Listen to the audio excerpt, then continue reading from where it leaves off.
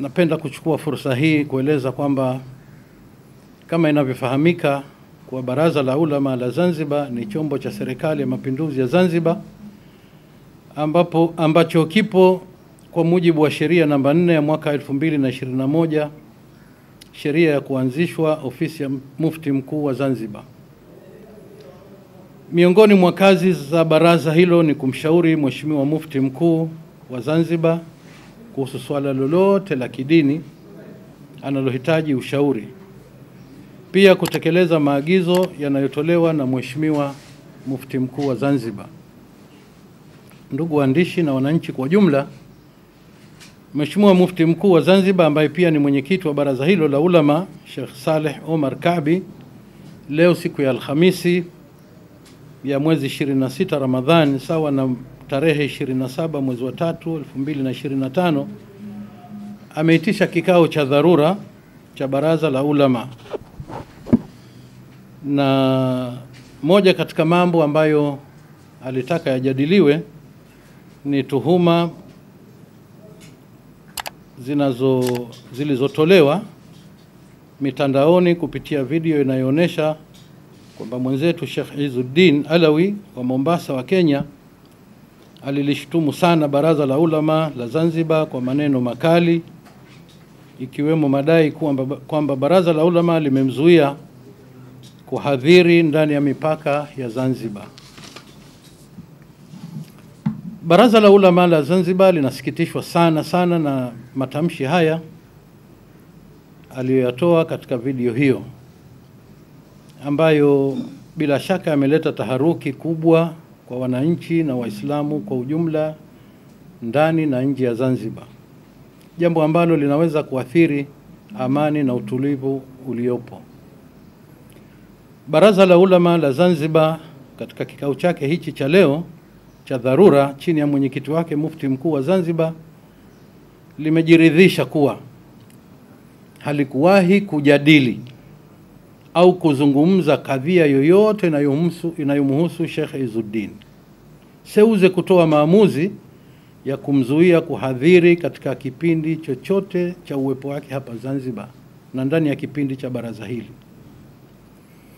Aidha, baraza limejiridhisha kupitia kwa watendaji wa ofisi ya Mufti Mkuu wa Zanzibar kuwa hakuna zuio lolote lililotolewa la kumzuia Sheikh Izzuddin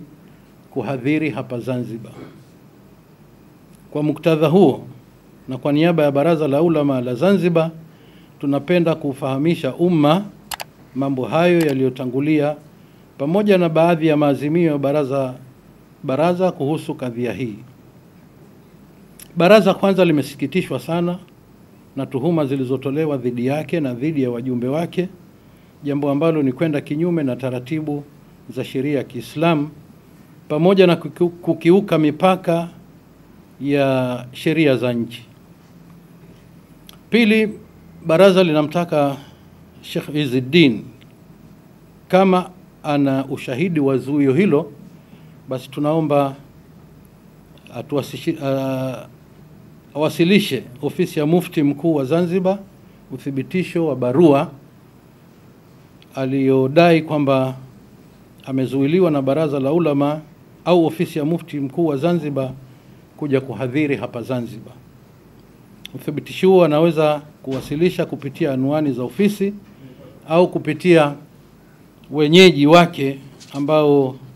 aliwataja kwamba ndio waliomwalika hapa Zanzibar. Pindi Sheikh Izzuddin akishindwa kuwasilisha uthibitisho huo, atakuwa hakulifanyia haki baraza la ulama, kwa sababu amelisingizia kadhia ambayo haihusiki nalo, na baraza litakaa katika vikao vyake vingine kutazama hatua gani inastahiki kuchukua. Baraza la ulama la Zanzibar linawaomba wananchi na Waislamu kwa ujumla kuwa watulivu, hususan katika kadhia hii, na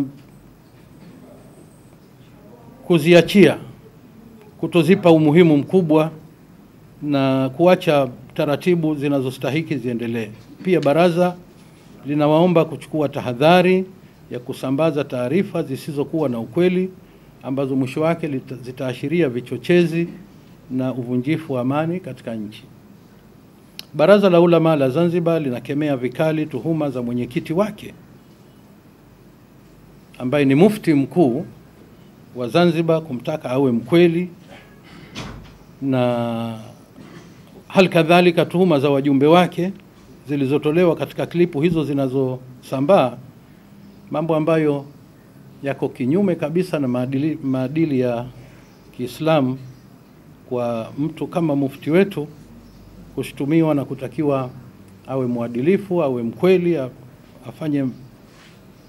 mabadiliko katika baraza lake. Kwani kufanya hivyo ni kuvunja heshima ya baraza, na